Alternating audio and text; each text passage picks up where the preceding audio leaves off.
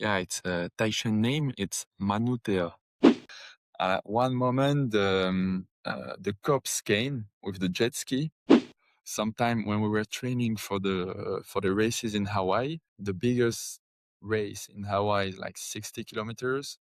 So we were doing in one day 2 crossing, going back with the ferry. And like that, we're around 80 kilometers. I've seen online that there's a Tahitian Foil Festival. Are you involved as well there? Like, how many are you and how does it usually go? This episode is sponsored by Foilsessions. Whether it is pump foiling, winging, or pair winging, this app tracks time on foil, upwind angles, and much, much more.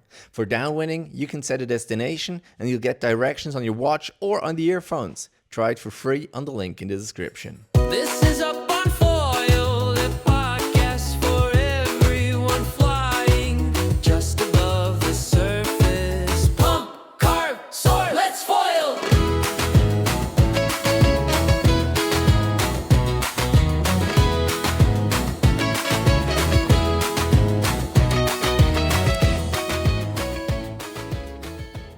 This episode is also supported by SurfEars, but more on that later. This is episode number 74 of Up on Foil, the podcast where we talk all about foiling. And let me introduce us real quick. I'm Matt. I'm an average foiler. Usually I do dock starts, and lately I've been into that pairwing, downwinding, and I love it. But as I've just said, it's super cold and the wind hasn't been around, so that sucks. But I'm here with Manutea Delvallet. And please correct me if that wasn't pronounced the way it should be. And you're from Tahiti, French Polynesia, and it's super exciting because I have been there like 20 years ago, but I haven't talked to any foilers from there. So I'm really excited to talk to you about, how is the foiling there? What are your plans and how you usually get on foil? So thank you very much for taking your time. First of all, is there anything, Manutea, that needs to be added that you want to tell people about yourself so we can get to know you a little bit better? Yeah, so I grew up in Tahiti, and I'm foiling here since almost 10 years. Pretty much when the foils start to show everywhere in the world with the wing, etc. And we started doing foil here in Tahiti. And I love ocean. I'm spending my life on ocean. I'm working on ocean also. So ocean lover. Well, it makes a lot of sense to be in the water a lot. When I look at Tahiti, the island itself, can you tell us where you live? Because I had to pull up a map just to see where I was, and it's not super big, the island, obviously, but still, where do you live? Can you share that with people, or is that private? No, yeah, sure. I'm living on the East Coast in Mahina, the city. It's like a really small town called Mahina, and it's just near our famous spot for kite surfing, winging, and downwinding. It's called the beach of Mahana. Yeah. So I'm 5 minutes from the spot. That's crazy. It's a big. I'm lucky for that because I just checked the wind and 5 minutes later I'm at the spot. I do the report for the friends for that. That is super cool, man. I envy you, but that's super cool that what you got there. You grew up there, so you've probably been on the water ever since. How did you start with your water sports journey? I grew up on a sailing boat, so my first water sport was sailing, and I started sailing when I was 4. Then I made a lot of competition in sailing all In around the Optimus, world. or what did you sail? Yeah, first Optimist, then Laser, then Hobby Cat, and then my last support was in France when I was studying, and I was doing some match race on a G80. It's like a match race boat. So that was really my first water sports. Then I started surfing around 6, 8 years old, and I was doing both for a long time. I went to kite surf when I was 15 or 16, something like this. Then winging, and then downwind, SUP downwind, and now I'm pretty much only doing downwind Just with the and SUP or with surfing. the parawing as well? Mainly with the SUP. We try to turn to borrowing, but I don't know, like with the SUP, you have your paddle. Even if the wind drop down here in Tahiti, it's kind of frequent. If you have some rain coming, or at night or early morning, the wind can switch from 30 knots to 0 knots. So if you're with powering, you're kind of stuck. With the paddle, you can still foil, with only the wave that the wind made. So yeah, mainly SUP. We try a few times powering, but I don't know, like feel more comfortable and more free with the paddle. I can imagine if you know how to paddle, then yes, the paddle seems like a good option. For me, the paddle was always a hassle. And like, if I ever got on foil, I was so exhausted and scared to fall because I was scared that I wouldn't be able to get on foil again. So I'm really not a good paddler at all. And the parawing, so easy for me, but it makes a lot of sense Yeah. what you say. How was that like transition onto SUP foiling for you? Did you have any problems or did that was that pretty easy for you? Like I was winging a lot, so doing downwind, etc. So I will say once I was up on the foil, it was kind of easy, but to pop up the foil, yeah, the transition was a bit hard. I started like my group of friends were already in. I started 2.5 years ago on the SUP, really. And they were like, "Oh, bro, you will see, it's the harder sport to learn, but you have to keep going because then it's incredible. The feeling is like crazy." And at this moment, we didn't have a long board in Tahiti, so I started on a KT board, 6.0, and like 95 liters. Wow. 19 narrow, and I was like, wow, it's okay. I learned surf, I learned wing foil like quite fast, so it will not be a problem. I will buy a nice board and I don't have to change in 1 month or 2 months because the board is already too big for me. I buy this one and it's the board I will keep.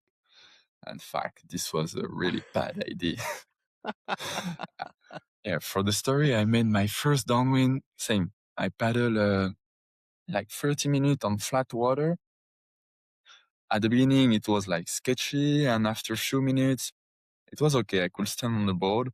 I called my friend, "Yeah, bro, let's go. I'm ready. Let's go for a downwind." So we made our like home. The easy run is 6 kilometers run, and I went directly into this one. And I could not, with the bumps, I could not stand on board more than 1 second. So I was going on the board, falling, going on the board. And during 6 kilometers is quite long. It took me like 2.5 hours because I didn't want to swim. I just wanted to train. At one moment, the cops came with the jet ski and like, "Oh, some people called us from the mountain that one guy is in trouble, in danger." I was like, "Oh, no, I'm not in danger, but I'm just trying to learn." And they didn't want to let me, so I had to Oh, really? go back to the batch. Yeah. Did you know that spending time in cold water and wind can cause your ears to slowly grow extra bone, sometimes enough to block them completely? It's called surfer's ear or exostosis, and it's part of your body's natural protective response. But ear problems aren't only about cold. Warm or polluted water can also lead to swimmer's ear, infection and inflammation. whether in pools, lakes, or the ocean. SurfEars is the original patented earplug from Sweden. It's modular, customizable, and comfortable, designed to seal from water while keeping hearing and balance intact. Sustainably made and trusted by water people worldwide. Oh no! Well, So on one side, it's good that you know that there's a safety net, but still, yeah. So yeah, how do you go? That first session obviously wasn't good for you. Uh, how was the second one, or when did you actually got it? yeah. But then when I arrived at the beach, I was like even more motivated. I was like, oh, this sport is hard to learn, but I want to succeed. And so the day after, typically during 2 weeks, there were good wind, and during 2 weeks, I went every day, all day long to learn. So after the third session, I changed my foil because I was trying to learn on a 900 SPG, like 10 ratio. So it was quite small to learn, I think. And after the third session, I took a bigger foil, and then I succeeded to pop up. And I was like, wow, the feeling is crazy. So good. And after that, I sold the board. I bought a new board, and it was so much easier, like a beginner board, you know? Yeah. 7.0, like 100, 10 liter, but really wide, 21 wide, something like this. And then step by step, change the stuff, and now I'm in. That is so But cool. Actually, how I noticed you was that one reel that you sent or that you posted with that super strong thunderstorm. I think it was a couple of days ago even. yeah. That was so cool. So what are you riding now? And can you maybe share how high, what's your height and your weight so we can like kind of take that into account when you Yeah, talk sure. about board sizes? Yeah, my height is 1 meter 87 centimeters. I don't know the transition in That's fine. inch. I'm And metric as yeah, well, so that's okay. good. And in kilogram, I'm 80 kilos. Okay. So Super so athletic, yes, huh? when I started, so first was my 95 liter boat. I don't advise anybody to, even my worst enemy, to try with that. No, it's not good. And yeah, you have to go step by step, you know, like Definitely. whiteboard, and now the board I'm riding is 80, 70, 17 the wide, The width, yeah. yeah, and 105 liters, 05, 105 liters, yeah. All right. And the foil I'm riding is the Axis, the new Axis, the Tempo for downwind, Yeah. really crazy. And when the wind is and the bump are not really present, I take the 1020 is like 650 square centimeters. And the smallest I ride is the 920, so it's 500 centimeters. Wow. That's Yeah, it's impressive. kind of no, honestly, with the new stuff, so much easier to pop up. But you never end, you know, in subfoil. Yeah, you never, you can't, you can't tell like, okay, I'm good at subfoil. I will pop up at any time, because every day you're like, oh, I will try to put the smallest foil I can ride, and Yeah. sometimes you put too small, and then you're like, shit, I cannot pop up. You And want to find your limits. Are you and exactly. let's maybe talk about like the people there. Um, you said that you went out with friends of you who already subfoiled before. How many of you are there? Do you sometimes do races as well? I've seen online that there's the Tahitian Foil Festival. Are you involved as well there? Like, how many are you, and how does it usually go in Tahiti? Yeah, in Tahiti there is quite a big community of foiler, like in SUP, big community for the size of the island, you know. In SUP downwind, I think we're more or less 40 or 50 total, Okay.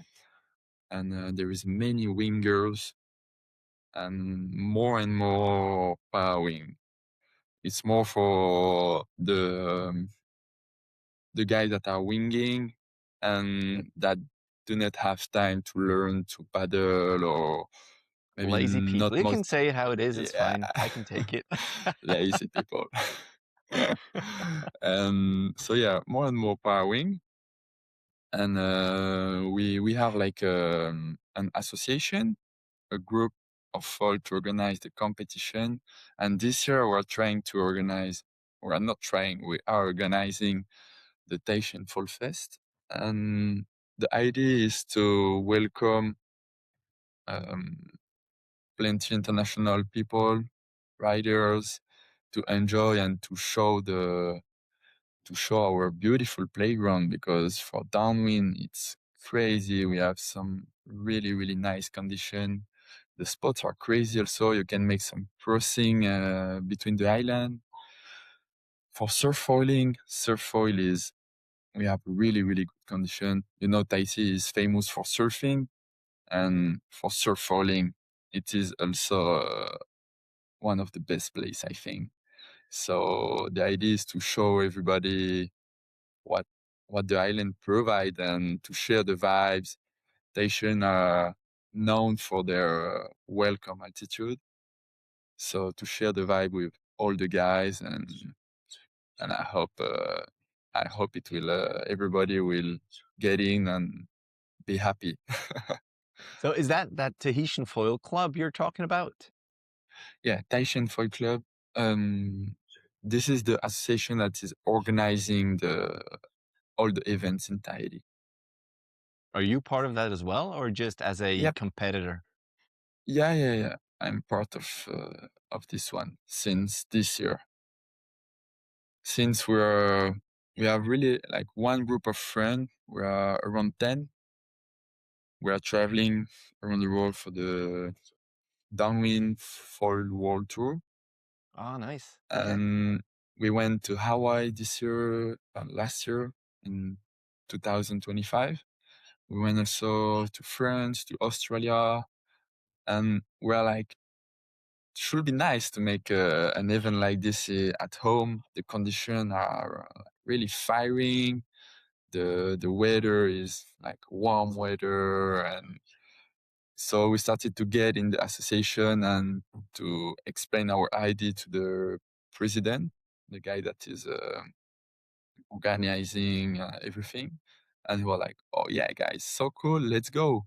Last year, they already did one competition, but we had only 1 or 2 international people because we released the days and etc. like too late, I think. So this year we tried to release the timing 4 months ago, like that the guys can prepare, like, okay, let's go to Tahiti, let's organize. So that's going to be on the 8th, or from the 8th to the 17th of May, right? Yeah, exactly. I So just have to stop you 1 second, Matt, Oh, because yes. my Yeah, plug, sure. I think, is not well plugged. All right, good. I Yeah, don't have any more battery. fine. I'm just going to put like a little insert here for the sponsor. Thank you very much, SurfEars, for supporting the show. Thank you very much, Jens from Foil Sessions. If you want an app that tracks your foil sessions, then make sure to check out Foil Sessions. It's for iOS, maybe comes to other OSs as well, but it's super cool because you can track your sessions. There are some safety features as well. So thank you very much, guys, for supporting the show. All right, Did you have to sorry, turn mate. on the generator? All good. Yeah. Yeah, perfect. Awesome. All good. I just told the listeners that if they want to come to Tahiti, it's from the 8th to the 17th of May. And I mean, I've been there a long time ago, yes, but it is so beautiful. Really, it's one of the most beautiful places in the world. And when I look at that flyer for this festival, downwinding, wake foiling, surf foiling. There's also Tahiti, and then the island next to it, which is Morea. And it Yeah. looks like the race will be from Tahiti to Morea. Is that already settled, or can it be on other islands depending on the conditions? Mm, we hope to have the condition because one thing we're doing really often is the crossing between Tahiti and Morea because the bumps are pumping between the island. It's quite technical because you have some crossing swell depending of the condition, but it looks like the condition you can have on the famous race Molokai to Oahu in Hawaii. So it's you can have like really, really good condition, and it's easy to organize because you start from Tahiti and you arrive where the ferry starts. So you just Nice. have to get into the ferry and then you go back to Tahiti. So we hope we will make 2 races, one around Tahiti, like a short run, maybe 20 kilometers, and one long run from Tahiti to Moorea. And this one is 45 kilometers. And this is like one of the best run you can do in downwind, I think. I So remember hopefully, I remember when we went to Morea with the ferry, there was a lot of swell, really incredible. How many times have you done that passage already? wow.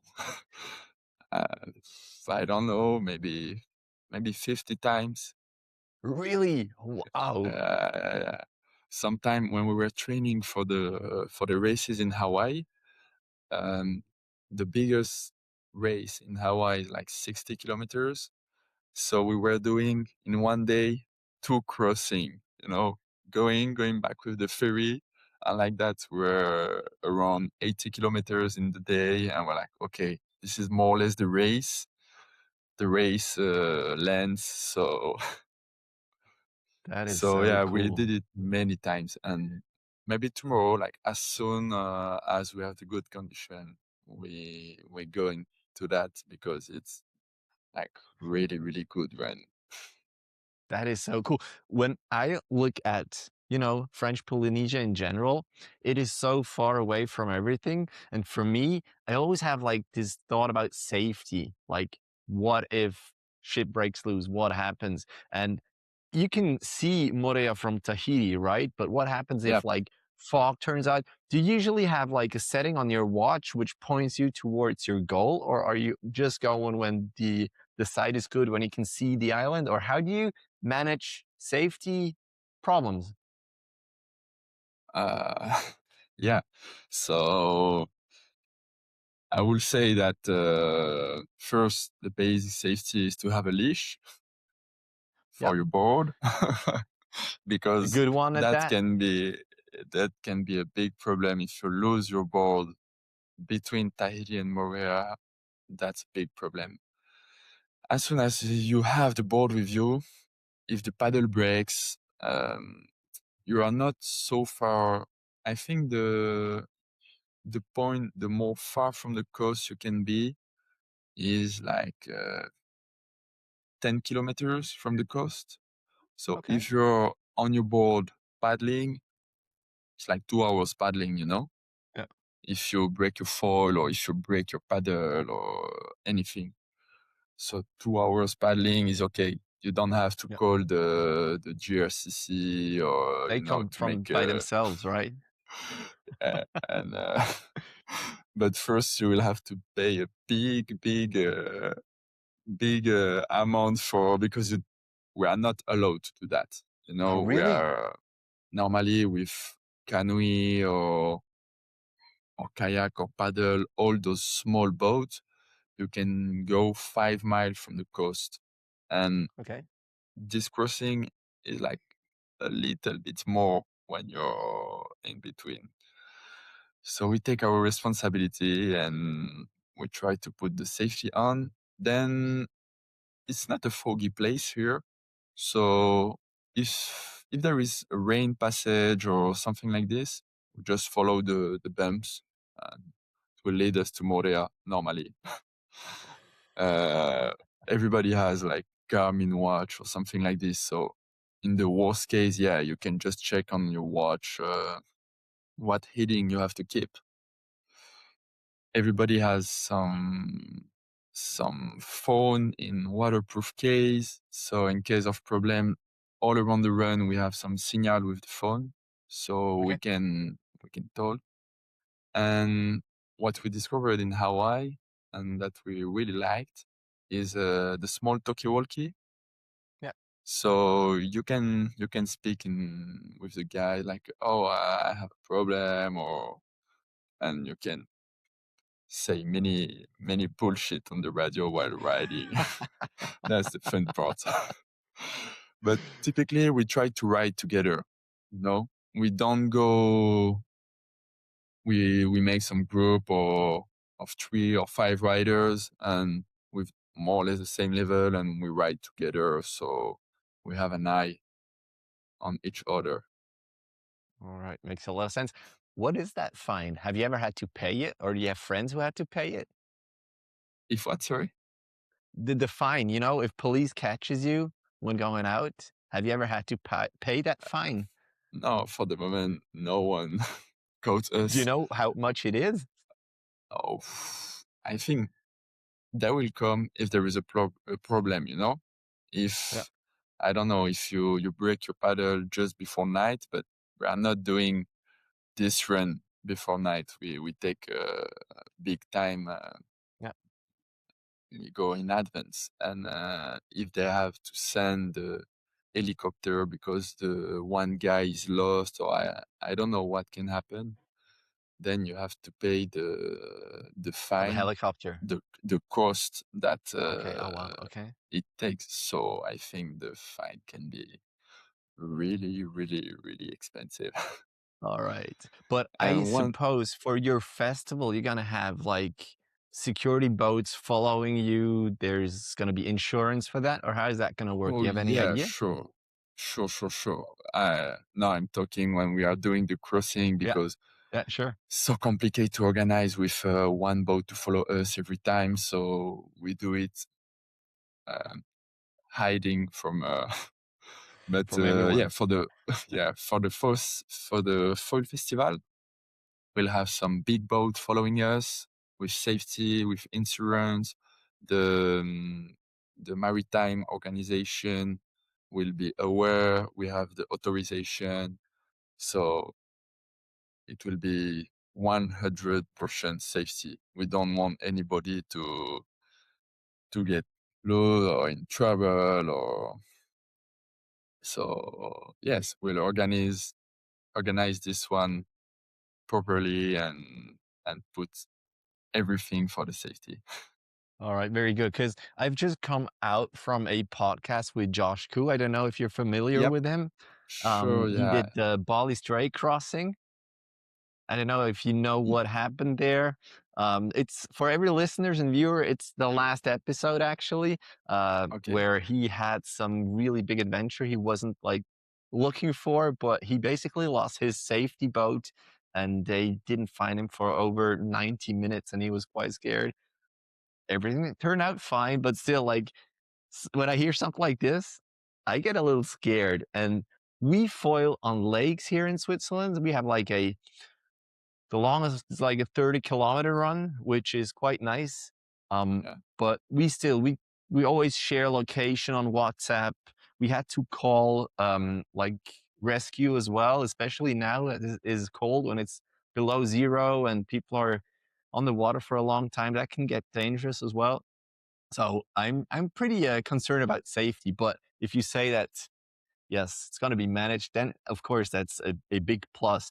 And also it's kind of the adventure, right? If you're out there by yourself and you're not 100% sure if you're going to make it or you're just a little nervous, that adds to it. I think that's also the adventure, which is quite cool. Yeah, sure. But you have to find the limits, between Sure. this feeling, this adrenaline, and the real safety. For example, we want to do one run. We're talking since a long time with the guys. Is a crossing between Tahiti and Huahine.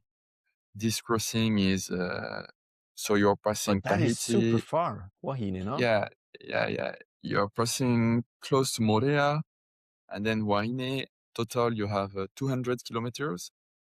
But then when you're at the Wahine is middle, even further than Bora Bora, right? It's like this last. Oh, no, that's Maupiti. no, this is Mobili. The Wahine is the first one after Moorea. Okay, let me.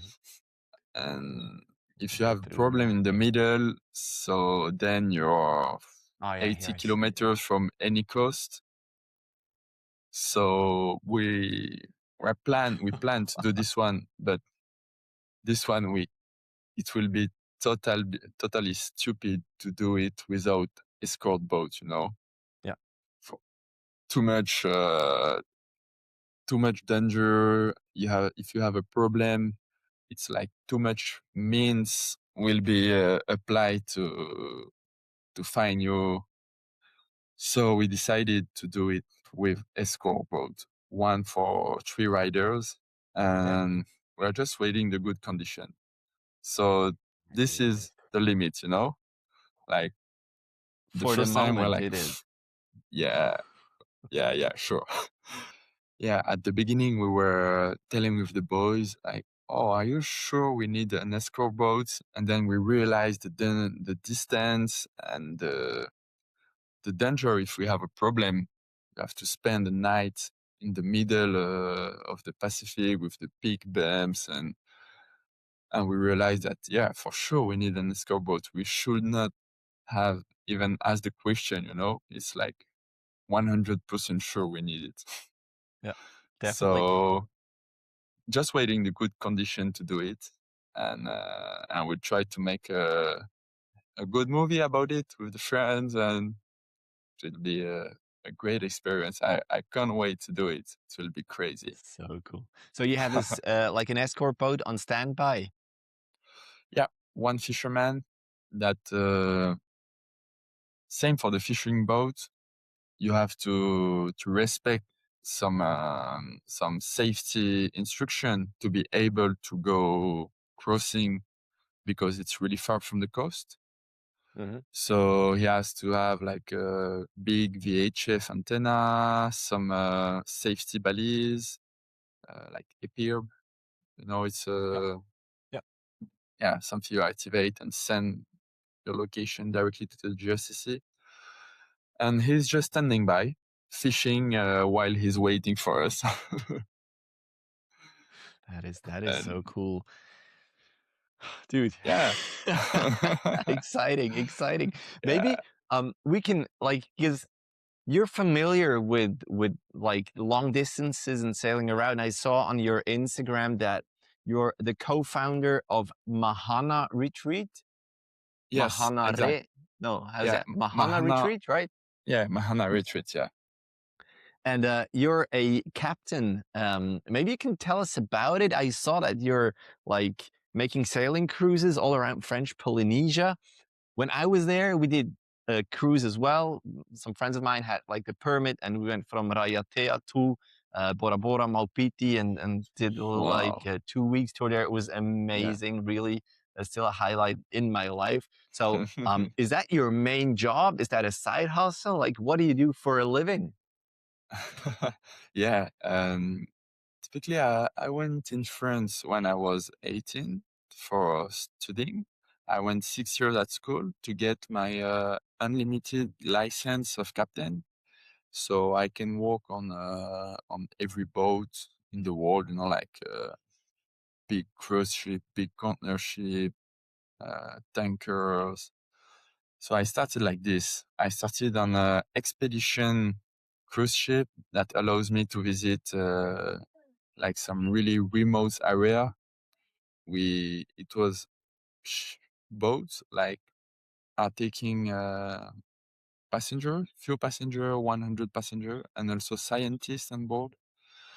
And I was able to visit remote area like Antarctica, Arctica, Alaska. So that was really crazy experience during.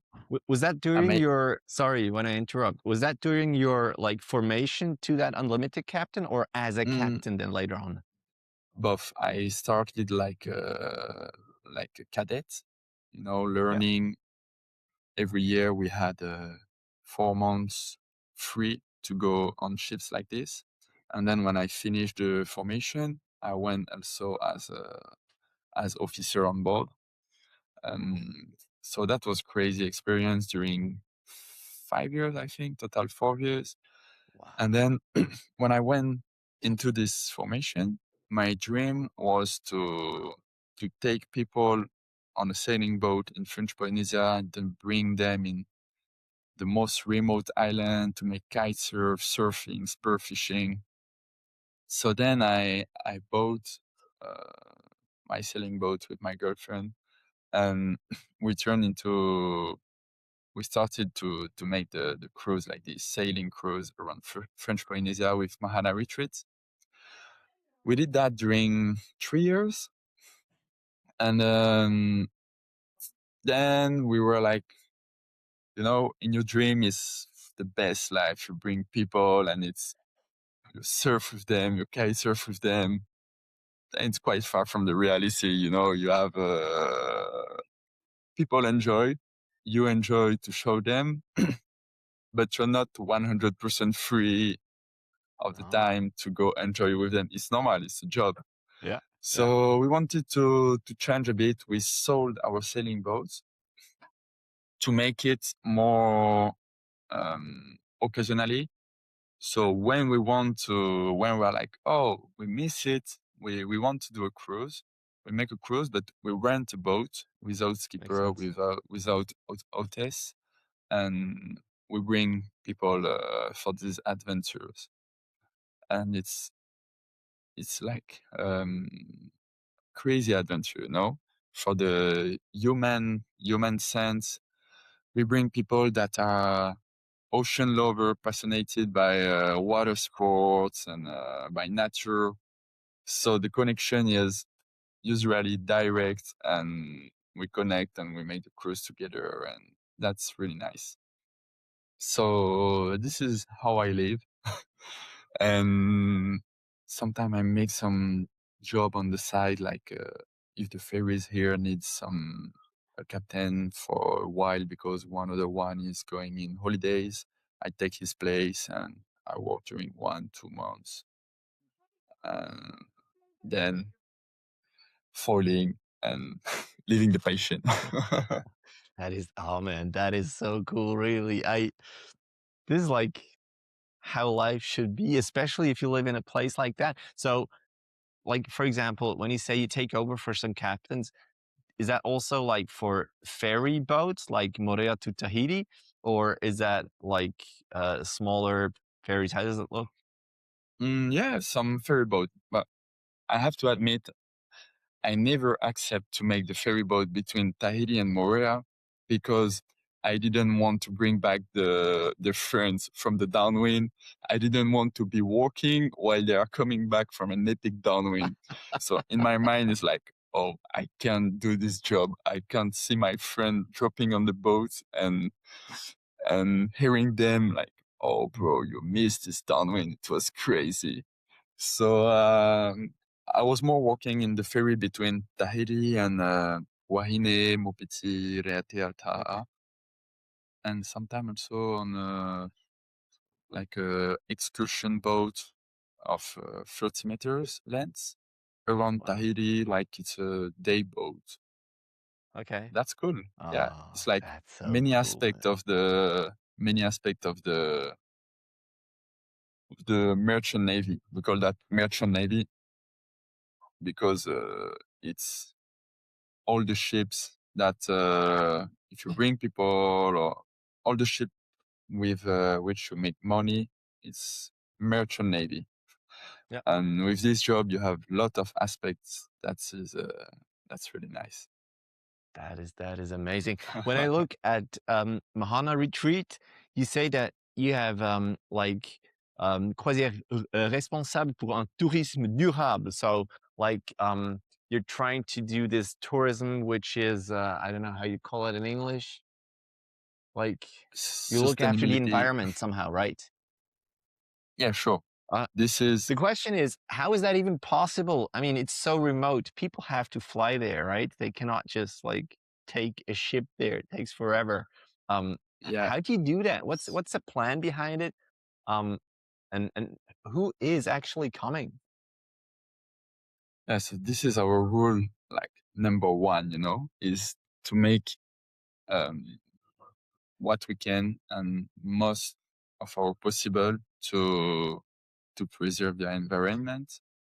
So for the people coming from foreign country like France, Europe, etc., for sure they have to take a flight to come to Tahiti. For the locals, as we're starting from Tahiti, the cruises, they don't have to take plane or Okay. nothing. We just start sailing and going for 1 or 2 days sail to reach the Tuamotu Island. Then while on board, we were working with solar panels to make our own electricity, wind generator, hydro generator. So we try to start the engine as less as possible. And then, it's a way of life when you go for the grocery, for the clients, just trying to avoid the plastic sheets, and we buy at some special grocery with without package extra.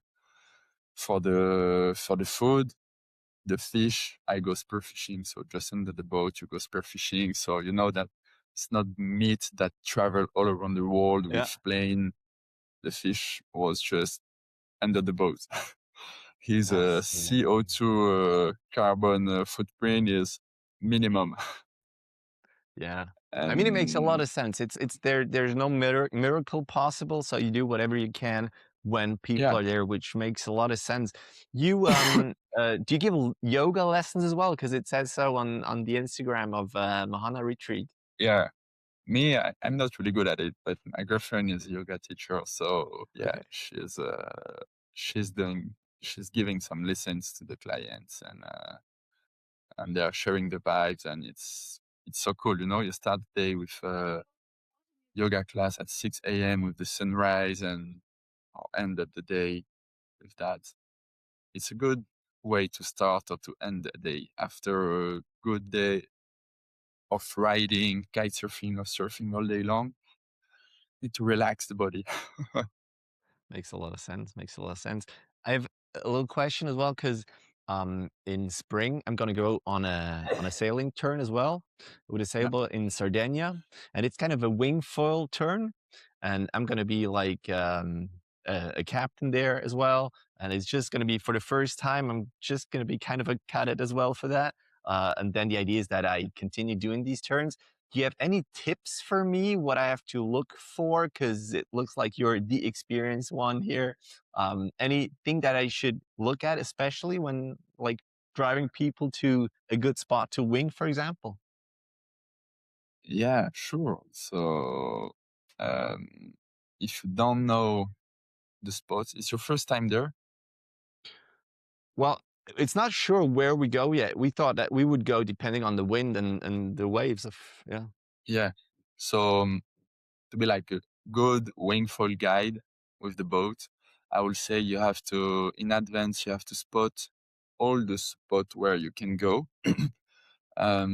On Google Map is the best, and then you have some mobile like Navionics, Mhm. mobile Yeah. charts.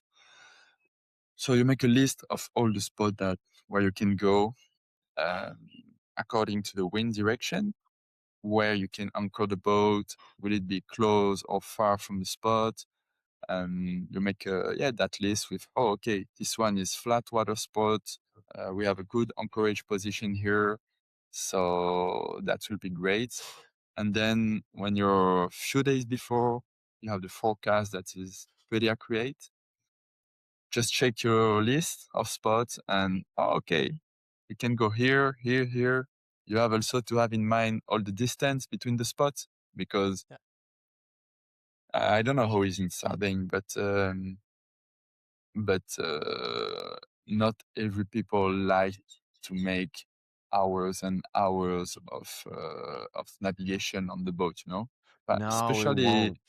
No, yeah. they So want to wing. especially, Yeah, so you have to find some spot close to each other, Yeah. and to avoid overnight sailing, because people that are not used to, usually they don't like it. Okay. It So we can be a probably good have to check experience. if people are interested in that as well. How do you do that when you have a sailing turn? Because if people come, they are different levels. Do you take what they want into account, or do you say, this is the turn we're going to do? You're going to be happy with it because it's the only one, or do you take them into account for what they want? They know each other or they don't know each other. That's Some of them do, but not all. yeah, okay. But typically, if they went together in the trip, I think they have more or less the same. They are looking for the same thing: wing foiling or kiting or surfing. It's more complicated when there is one that want to visit museum and the other one wants to to wing foil. Yeah. If they all want the same thing, you make the plan and then you present them the plan. Like, okay, we'll go there, there, there. If not, if this one is not good or the wind change, we can go here or here. But don't let them plan the cruise, Okay. or you will be your your brain will That'll be too much. warm up. Okay. Yeah, Yeah. too much. Because there are so many options and someone has to choose, which is usually the captain. So yeah, that Yeah, makes a lot of sense. your Have you choice. had like some interesting stories maybe from some of your trips that you did with people? Yeah, some. Yeah, You don't have to sure. drop names. It's fine. No, sure. Okay, I have one story that's really fun. Fun, but not for him. And we went on a surfing trip. So with clients, but it's more friends now, because they did already some cruise with me.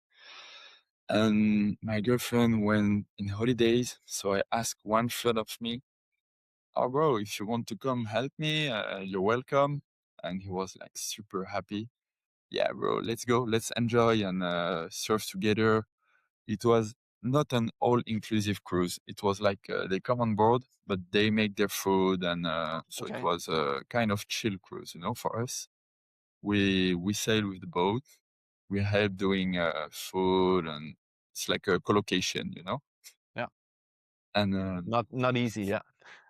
yeah, but easier that if you have to do the food for everybody. Well, yes, of course. And the clients were really, really good surfers.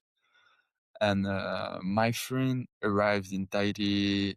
He was a friend from France I met during my study. And he was like really average surfer. He was not used to surf reef. It was its first time. Yeah. And the first day was kind of small. He took some nice waves. He was happy. And the day after, the wave were pumping. It was like magic. There were only us at the spot, like 2 meter, like overhead, double overhead set. So really nice wave. And he was like, "Oh, bro, I don't know if I go in the water. I don't know." And I was like, "Bro, come on. When you have to go, you go. Okay, I come with you." And he make a duck dive. Yeah. It was pretty shallow, so put his fingers on the reef, and he was like, Oh shit. "Oh, bro, when I duck dive, my finger just touched the reef." I was like, no problem, bro. When there is no water, like not enough water, you just remove your board and you try to swim at the next wave. He tried to do that, but at the worst place he could have, and the wave punched him, and he hit the reef really, really hard, and so we had to cancel the cruise. He was here to help me, but finally he made the cruise cancel. Had to bring him. Helicopter came to pick him, and wow. Oh shit. So, Okay. so that's a funny story. One of the worst story. Yeah, that's a terrible story. How was it for the people who like came and paid for their spot? We dropped him. We make us like 2 days out of cruise, and then we continue and we added 2 days on the cruise. Okay, all right, good, good. Oh shit. And yeah. That's impressive, man. One I day was I just had to. yeah, go ahead. One day I had to sail between the island, and I was alone on the boat because I dropped clients in Tahiti, and I had to go back. So I typically sail during 4 days alone on the boat. And the last day, I was like so tired because I just ended up a cruise of 2 weeks, so it takes energy, and then 4 days of cruise. And I put the pilot auto on with the wind direction. Either you can keep hitting, Yeah, the or either compass course or yeah. depending on the wind. Yeah, yeah. And I slept like a baby during all night. And when I woke up, the wind has turned 100 degrees. So instead of going to Tuamotu, I was going back to Tahiti. And I was like, Oh, oh, shit. oh yeah, that's terrible, man. How many of those cruises do you still do? It's like 2, 3 per year or more? um, yeah, a little more, like 4 or 5 cruises, yeah, per year. Okay.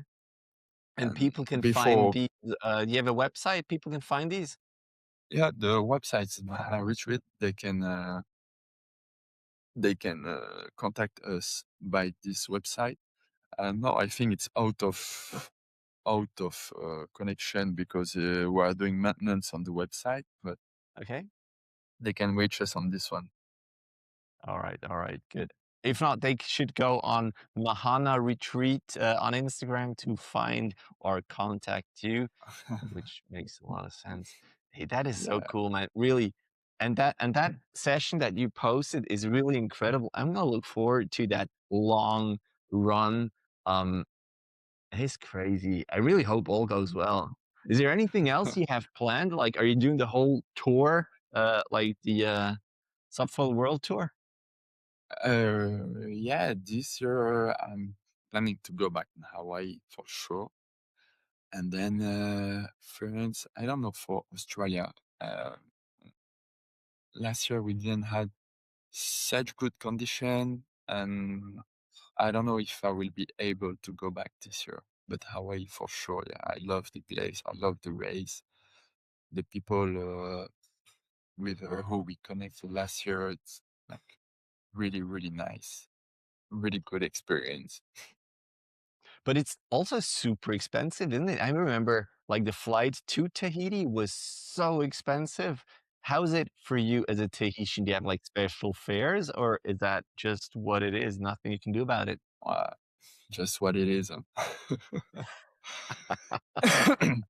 Have to work like everybody to pay the the travels. All right, good. But Well, yeah.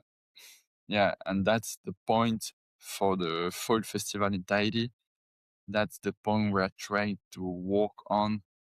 We're trying to make some partnership with the flying company, Air Tahiti Nui, Yeah. to make some cheaper prices for the international coming Tahiti for the Foil Fest. But when we travel to Hawaii, Australia, France, it's full expensive, full price. Yeah. But you also have to bring your board and your foils, your paddle, everything. Yeah, that's Yeah, a lot, sure, man. sure, sure. This is so cool. Well, thank you very much for taking your time, Manutea. I really I appreciate that. Is there anything else that you want to like tell the world? um, yeah, if you want to come visit Tahiti, if you're doing foil or surf, or if you're just nature lover, don't hesitate. Just connect, and we'll show you what the island can deliver, and it's really crazy. So yeah, let's connect if you want to visit, and we'll enjoy. That is so cool. Yeah, honestly, I've been in contact with a few friends of mine because I used to sail a lot. I used to sail Optimist, and all the time at the World Championships, Switzerland and Tahiti, we were always just next to each other because of like Yeah. how the country starts. So I have a lot of friends who actually, some of them still live in Tahiti that I would have to visit. So if I ever come around, I would definitely like come over. Just out of curiosity, Manutea, how old are you? You're probably younger than me and my friends. I'm 28. Yeah, yeah. So you probably won't know my friends because they're way Um, older. Um, yeah, I think I know them because it's really small I'm island. just gonna So drop some name. Teiki Hajeche. yeah, sure, sure, You know sure. him? Yeah, take it. Yeah, That's funny. That's funny. And Jan and Veimiti Rigal. yeah, yeah, yeah, yeah. Every Yeah. So no, it's those are small my island, friends from so earlier. yeah, it's small island. So cool. Everybody know each Awesome. other. That's so cool. All right. Well, thank you very much, Manutea, for coming on the show again. If I would make it to Tahiti one day, of course, I would hit you up. If you're in Europe again for Kazan maybe or another festival, make sure to hit me up as well so we can meet and have a water session together. That's super cool. Yeah, sure. Yeah, don't hesitate to come visit again, Matt. And for Awesome. sure, I will text you if I pass by. Awesome. Cool. Well, Thank have you a very safe and much. good trip, the long one, and enjoy foiling, man. Have a good day. Yeah, thank you. Thank you, Matt.